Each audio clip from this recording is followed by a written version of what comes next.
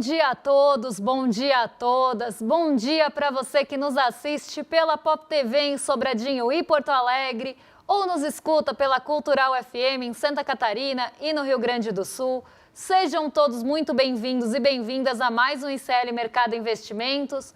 Hoje, quarta-feira, dia aí depois de uma queda grande na nossa bolsa, principalmente do setor financeiro. E a gente vai explicar para vocês, tintim por tintim, do que aconteceu na nossa bolsa, o que aconteceu nesse setor financeiro para puxar tanto para baixo. Vamos explicar todo esse imbróglio da decisão do Flávio Dino e por que afeta os bancos. E vamos também colocar cada coisa na sua caixinha. O que é OFAC, o que é Lei Magnitsky, o que é SWIFT. Porque eu vejo as pessoas fazendo uma grande confusão em relação a isso.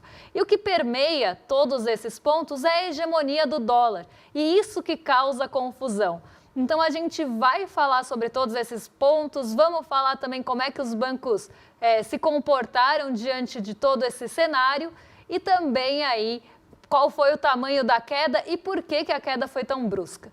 Então a gente vai passar por tudo isso hoje. E também vamos passar pela nossa agenda. Então vamos já começar pela agenda, porque hoje ela está mais recheada que nos outros dias. Tem vários indicadores de inflação saindo pelo mundão.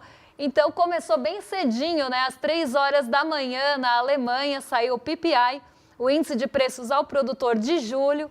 E às 3 horas também no Reino Unido saiu inflação, mas inflação ao consumidor. O CPI e seu núcleo também aqui. Nossa, Aí foi trava-língua, hein? Depois de falar 3 horas da Alemanha, a gente tá travando a língua aí no CPI e núcleo. Às 5 horas da manhã na Suíça, quem conversou, quem discursou e falou lá foi a Christine Lagarde, que participou de um encontro do Conselho Internacional de Negócios no Fórum Econômico Mundial. Então, falas de Lagarde aí ficaram bem cedinho no radar.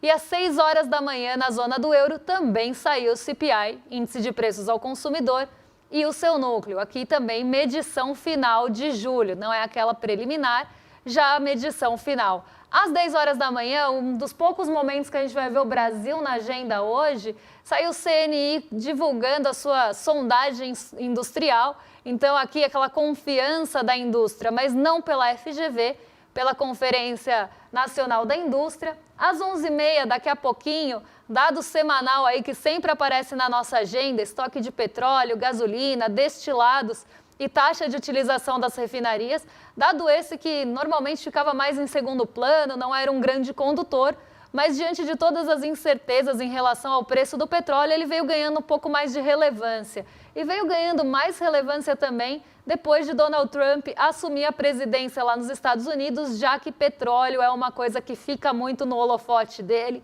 Então, os preços do petróleo também têm uma certa volatilidade e, por isso, esses dados estão sendo mais olhados de perto agora, mas também por essa participação dos Estados Unidos nos estoques de petróleo depois do Donald Trump na presidência. 12 horas, meio-dia, na hora do almoço, depois do nosso programa aqui, quem fala é o Christopher Waller. Ele vai discursar em um evento sobre inovação tecnológica, também evento pré-Jackson Hole. Então tá todo mundo nesse esquenta Jackson Hole, né? Jackson Hole é um simpósio do Fed, do Banco Central dos Estados Unidos, que normalmente fica na centralidade, porque vários presidentes de Banco Central falam lá, dirigentes do Fed também falam. Então isso ganha uma relevância maior. E aí agora a gente está no momento esquenta, porque ele ainda não começou, mas já estão tendo alguns eventos anteriores aí ao Jackson Hole propriamente dito. Às 14h30 no Brasil, sai o fluxo cambial semanal, esse também velho conhecido nosso, está sempre aqui na nossa agenda. Toda semana tem essa divulgação no período da tarde, mas não para por aí, porque a gente tem mais um quadro aí de agenda para fechar o dia. Às 15 horas nos Estados Unidos tem a divulgação da ata da última reunião de política monetária e isso também deve ficar bastante no radar, já que tem toda aquela ansiedade e expectativa pelos juros dos Estados Unidos. Se corta, se não corta, qual vai ser a decisão em setembro, isso está muito em pauta. E também toda aquela questão de queda de braço entre o Donald Trump e o Jerome Powell devem colocar um pouco mais de atenção na ata do Fed. Só que essa ata só vai sair à tarde, então fica de assunto para amanhã. O presidente do Fed de Atlanta Rafael Bostic vai discutir num painel de economia do evento, num evento de uma fintech. E agora é muito interessante, porque eu estou vendo que na agenda está sendo colocado se esse dirigente do Banco Central vota ou não vota lá nos Estados Unidos. Isso está sendo discriminado agora aí para vocês. Às 9h30 da noite no Japão, a gente vai conhecer o PMI, o Índice dos Gerentes de Compras, composto, industrial e de serviços, só que ainda preliminar de agosto, porque agosto não terminou e a gente sabe que está ainda longe de acabar, né? Tem mais uma semana de agosto, pelo menos, e agosto, esse mês longo que se arrasta, sem feriados aqui em São Paulo. Eu já falei que a gente tinha que importar o feriado da montanha, o feriado que fechou todos os mercados nesse mês, porque a gente mesmo está com escassez de feriado. Mas vamos para nosso fechamento agora, porque eu sei que nosso chat já deve estar querendo saber por que é que a Bolsa caiu tanto, né? Por que teve esse derretimento da nossa Bolsa ontem? Foi a maior queda desde o comecinho do mês, a gente não viu uma queda tão brusca em um único dia há bastante tempo. E muito disso veio aí por conta do imbróglio mesmo envolvendo o setor financeiro e da decisão do Dino. A gente vai falar muito da decisão do Dino daqui a pouco, então eu vou passar mais pelo fechamento agora para não atropelar o próximo assunto e a gente conseguir falar sobre tudo. Então vamos ver como é que fecharam aí as bolsas no dia de ontem e entender esse movimento, porque não só a nossa bolsa caiu 2,10, fechando aí aos 134.432 pontos, como o dólar subiu bastante, um movimento que a gente não via, uma alta tão brusca também há bastante tempo. Então foi um dia de queda acentuada e de alta no dólar também mais acentuada, mais intensa. E aí o dólar bate os 5,50, sai daquele patamar que ele estava orbitando já há bastante tempo, justamente pela queda da Bolsa. Foi um momento de muita incerteza, a Bolsa ela caiu bastante ontem, hoje ela está até numa leve recuperação, até fui ver aqui se ainda estava em recuperação, porque ela está orbitando 0 a 0, quase andando de lado, mas a incerteza tomou conta do mercado financeiro ontem, não só na Bolsa, mas também nos juros futuros. Foi um dia de aceleração na nossa curva de juros, então os juros esperados para cada um dos vencimentos começaram a subir. E diante também de um cenário que você começa a ter alta nas taxas de juros esperadas para frente, isso tira um pouco do apetite de risco pela Bolsa. Então as pessoas saem ali daquele mercado de risco e vão buscar refúgio também em outros mercados. Então foi um dia bastante complicado para a nossa Bolsa, não só por essa queda puxada pelo setor financeiro, que eu vou explicar daqui a pouquinho, então não vou entrar muito nesse assunto agora, mas também por essa pressão vinda dos juros futuros. E essa pressão vinda dos juros futuros acaba vindo, né, decorrendo de uma incerteza em relação às instituições brasileiras e como é que deve ficar daqui para frente a aplicação ou não da Lei Magnitsky, se a gente deve ter alguma mudança em relação a isso, ao cumprimento ou não da lei depois do que falou Flávio Dino. Lá fora, as bolsas ficaram até um pouco mais de lado, né? A gente teve bolsa que praticamente andou de lado. As bolsas acabaram tendo, né, um movimento também impactado pela incerteza lá nos Estados Unidos, em Nova York. Então, um dia que a incerteza continuou rondando. E a gente sabe que o mercado não gosta de incertezas, né? O mercado ele acaba ali sempre preferindo um cenário mais previsível. Acontece que com Donald Trump na presidência, as coisas ficam mais imprevisíveis mesmo. Elas acabam ficando nesse limbo de incerteza porque ele muda de ideia, como o clima aqui em São Paulo muda durante o dia. Então a gente sai de manhã com 10 graus e volta para casa com 32. E aí o Donald Trump é mais ou menos isso, né? Espero que chegue a 32 porque eu já não aguento mais passar frio e a minha garganta já está sofrendo com isso. Mas a gente tem essa mudança brusca durante o dia, assim como o Donald Trump muda de ideia. E esse fator dele mudar de ideia muito rapidamente e, inclusive, demorar para cumprir acordos que ele mesmo fechou ali, pactos que ele mesmo estabeleceu, acaba aumentando essa insegurança e essa incerteza. Então, a incerteza não está só rondando o Brasil. Ela acaba rondando todos os mercados, porque nesse cenário ninguém quer colocar dinheiro na produção, nesse cenário ninguém quer contratar mais gente, nesse cenário ninguém quer tirar um projeto do papel, E, além disso, né, ninguém quer colocar dinheiro no mercado financeiro porque não quer se posicionar da forma errada, já que ele pode mudar de ideia. E aqui no Brasil, mais ainda, porque como as sanções elas estão pairando aí pelo ar e elas podem ser agravadas, essa tensão entre o Brasil e os Estados Unidos pode se agravar, ninguém quer tomar muita decisão. Então, ontem realmente foi um dia de queda, não só por esse cenário de incerteza que está permeando todo mundo, mas também agravado pela incerteza aqui do Brasil, que eu vou explicar a partir de agora, que a gente vai entrar nessa seara do Flávio Dino, das falas dele, e o que ele estava falando e como é que isso foi interpretado.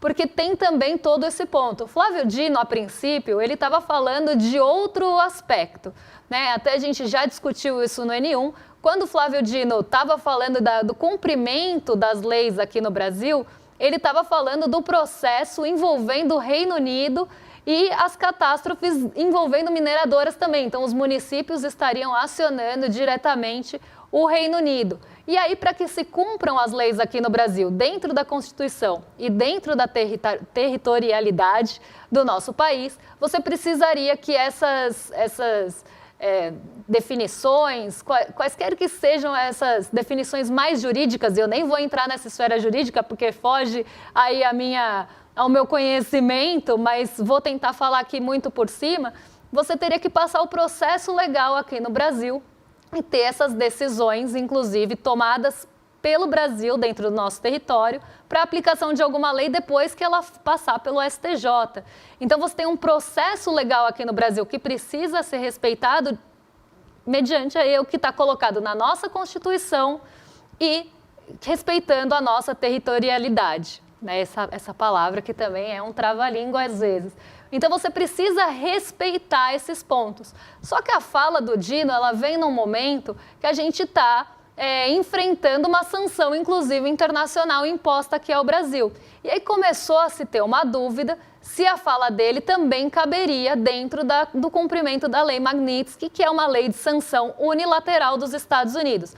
Então, a gente separou aqui 3 pontos para que vocês entendam esses termos e não façam confusão. Porque o que eu mais vejo, né, inclusive nos vídeos, são dúvidas em relação aos termos e como é que cada coisa funciona, porque uma coisa acaba imbricando ali na outra por conta do dólar.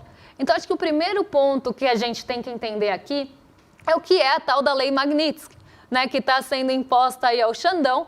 Alexandre de Moraes foi sancionado por essa lei, que é uma lei dos Estados Unidos, que permite sancionar indivíduos ou entidades, então pode ser empresas, podem ser os indivíduos, desde que eles estejam ligados à corrupção ou violações de direitos humanos. E aí a gente sabe que, eu nem vou entrar nesse mérito, porque eu acho que a gente já falou muito, a decisão de Donald Trump em aplicar a Lei Magnitsky aqui no Brasil e ao Alexandre de Moraes, ela foi arbitrária.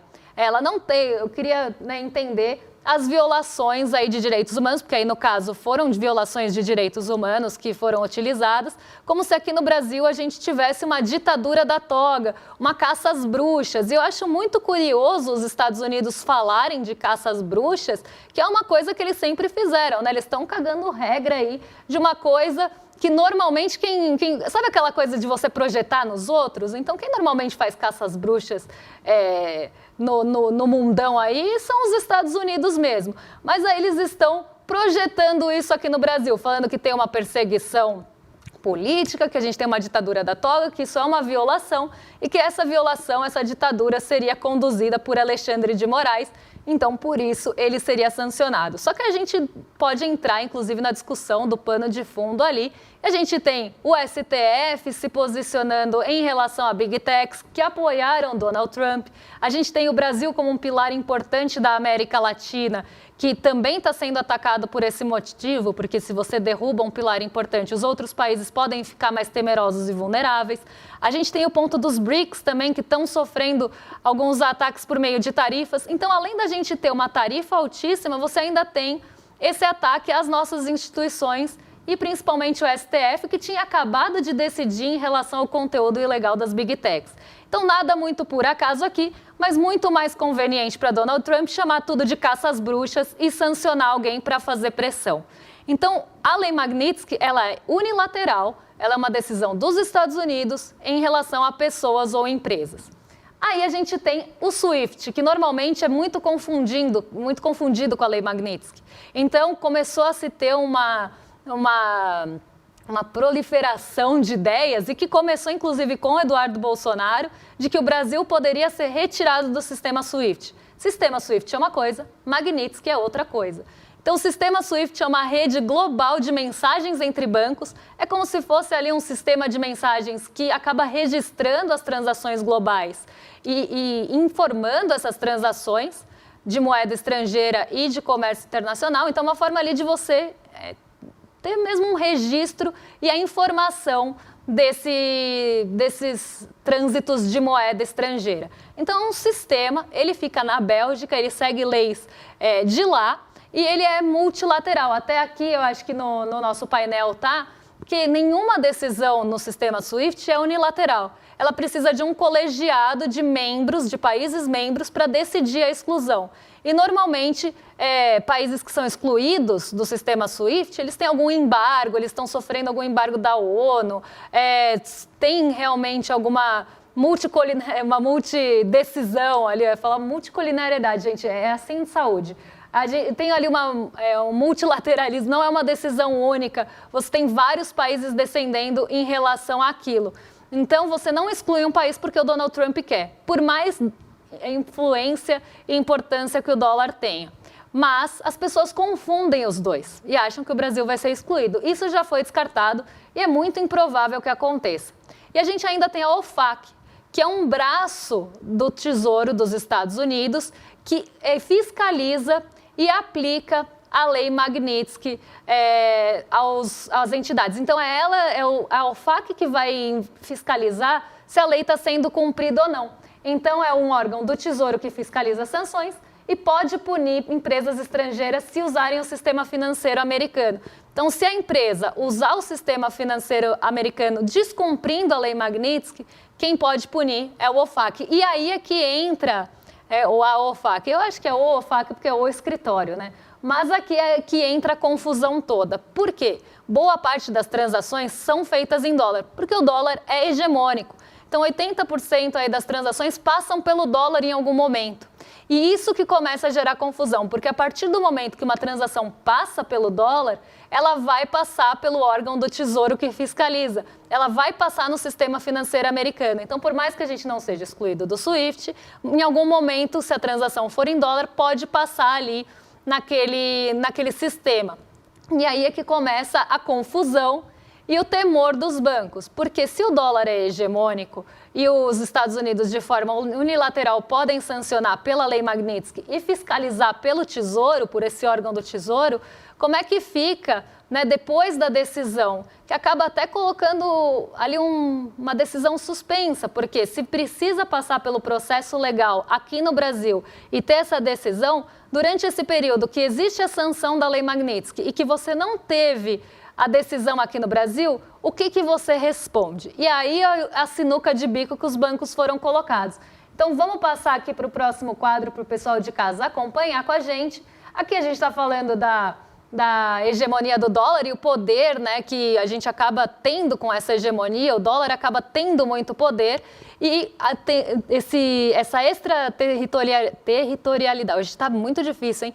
A extraterritorialidade, eu nem posso falar que, nossa, estou sofrendo peças aí pregadas porque fui eu que pensei nessas palavras difíceis porque não tinha falado elas em voz alta.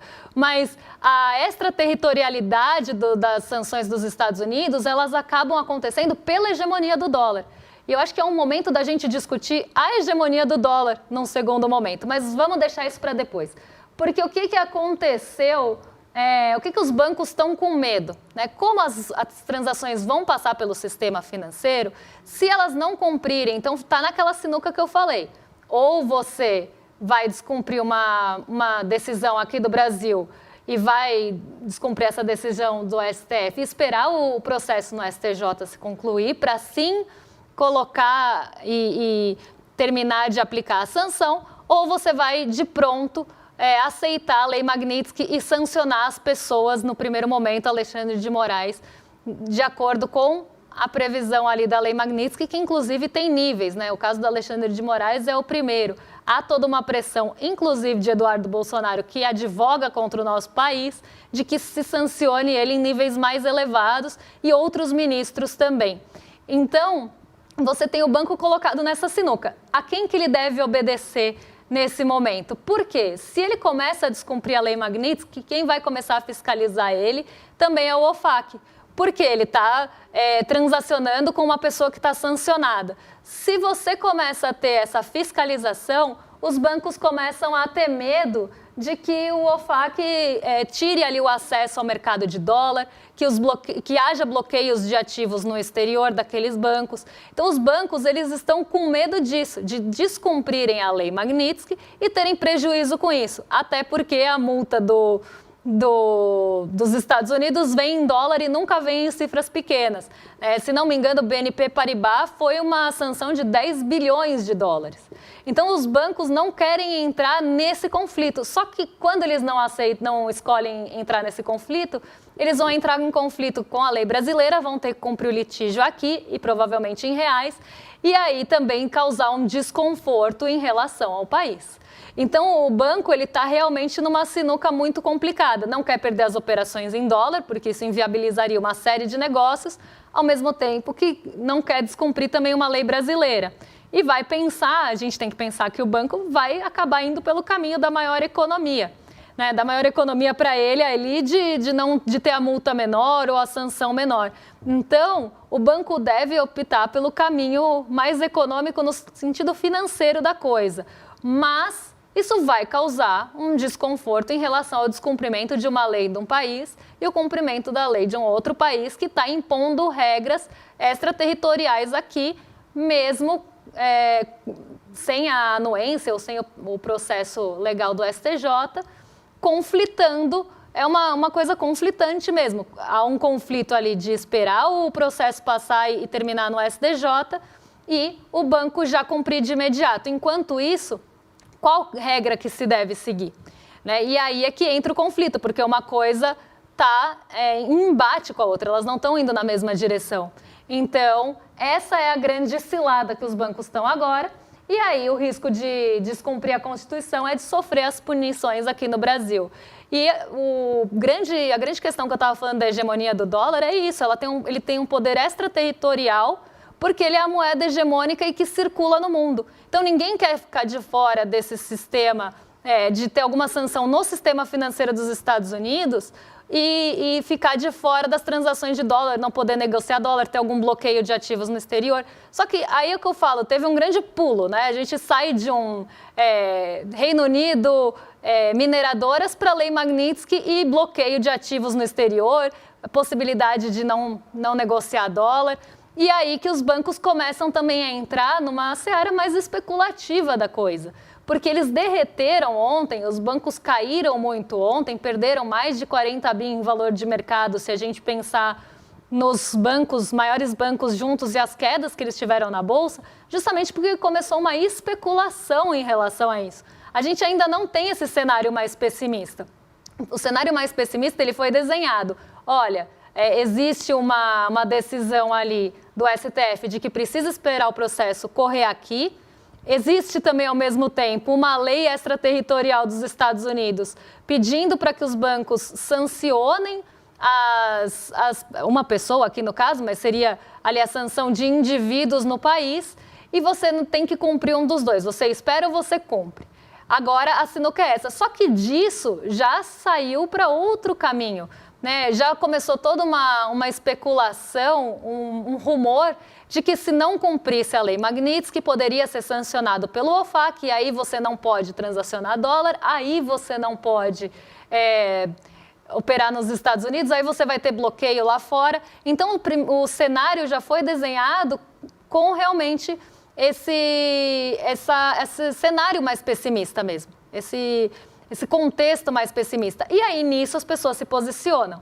Começam a vender seus ativos, vendem os bancos caem, o preço cai, porque as pessoas não querem ficar com aquele ativo na mão, elas começam a vender e aí que a gente vê a perda que a gente teve no setor financeiro ontem, né? Vamos botar aí o quadrinho para o pessoal acompanhar em casa, porque veio aí uma queda dos bancos de uma forma geral, do setor financeiro, foi quem puxou a bolsa para baixo mesmo, né? Era isso que a gente estava falando no comecinho do programa, porque os bancos caíram aí, o Banco do Brasil, que é estatal inclusive, então acaba tendo um impacto maior, nesse caso caiu 6%, estava cotado ali a R$19, o Santander caiu 4,88, o Itaú 3,63, lá estou eu cantando bingo de novo, o BTG Pactual caiu 3,48 e o Bradesco 3,43. E em perda de mercado foram aí 40 bi, né? Se você pensar no valor de mercado, que é quantas ações tem em circulação, vezes quanto custa aquele único ativo, você chega no valor de mercado. E a variação do valor de mercado de um dia para o outro foi muito brusca.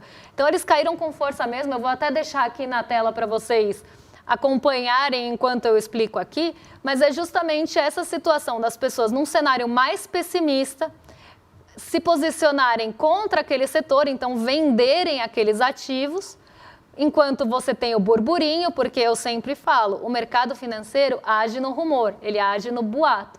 Quando o fato acontece, quando você tem o desenrolar da história, ele já foi posicionado, já foi precificado. E essa precificação que a gente fala que é essa queda dos ativos, é você dar um preço para aquela situação mesmo, você tentar precificar, fez com que os bancos caíssem muito. Mas não deixa de ser uma especulação, porque nada disso ainda aconteceu. Mas já está um cenário pior traçado, e aí tem muita gente que vai se posicionar com isso e vai inclusive ganhar dinheiro. A gente sabe que o mercado financeiro também funciona assim. Muita gente vai aproveitar essa queda para comprar mais barato, porque vão ter quedas sucessivas que vão deixar os bancos baratos, e eles não perderam os fundamentos. Nada disso ainda aconteceu, mas foi uma interpretação em relação ao que foi falado pelo Flávio Dino, que levou a todo esse desencadear, esse desenrolar da história. E eu tive meia hora para explicar todo esse imbróglio, né? É um tempo até curto, mas espero que tenha ficado aí claro para vocês, tenha ficado esclarecido. Depois eu vou dar uma olhada no chat e amanhã eu respondo as dúvidas de vocês, porque agora eu quero passar um recado que é para vocês se inscreverem no QR Code. Agora eu aprendi, não vou mais errar. Vocês podem apontar a tela do celular, a câmera do celular, para o QR Code ou se inscrever em iclmercado.com.br para assistir a nossa super aula Como Salvar as Democracias, no dia 28 de agosto, quinta-feira, às 8 horas. Então vai ter uma discussão com o Daniel Ziblatt, que é um escritor, professor e cientista político, que escreveu um best-seller em relação a esse assunto. O Eduardo Moreira também vai participar. Então vai ser uma super aula com esse debate em relação a como salvar as democracias. Então você não pode ficar de fora, tenho certeza que você quer participar da aula, e para garantir o ingresso é só entrar aqui no nosso site iclmercado.com.br ou pelo QR Code para entender como é que a gente vai salvar as democracias daqui para frente nesse cenário conturbado que a gente tem no nosso mundão. E agora eu entrego para os nossos vizinhos de cima, para o Rolê ICL, porque o William De Luca e o Guga Noblar já estão a postos para receber vocês. Então vocês estão em mais que excelente companhia a partir de agora. E eu volto amanhã para explicar o que mexe com o nosso bolso, com a nossa bolsa e com as nossas vidas. Um beijão e até amanhã, pessoal. A esquerda no Brasil diz que a direita quer matar a democracia. A direita no Brasil diz que a esquerda está fazendo uma ditadura. Quem será que está falando a verdade? Existe uma conspiração, um plano secreto por trás do que está sendo feito pela extrema-direita no Brasil? Quem poderia nos ajudar a entender esse xadrez político que, no final das contas, vai definir o destino das nossas vidas? Eu digo para vocês quem? Daniel Ziblatt, autor do livro Como as Democracias Morrem, professor de Harvard e atualmente uma das pessoas mais demandadas no mundo para explicar esse fenômeno. E ele vai dar uma aula online gratuita aqui no ICL para toda essa nossa comunidade. Vai ser no dia 28 de agosto, uma quinta-feira, às 8 horas da noite. São coisas que só o ICL traz para você. Todos os dias, as principais notícias do Brasil e do mundo direto no seu WhatsApp, com informação de qualidade e sem fake news. Escaneie agora o QR Code e entre para o canal do ICL Notícias.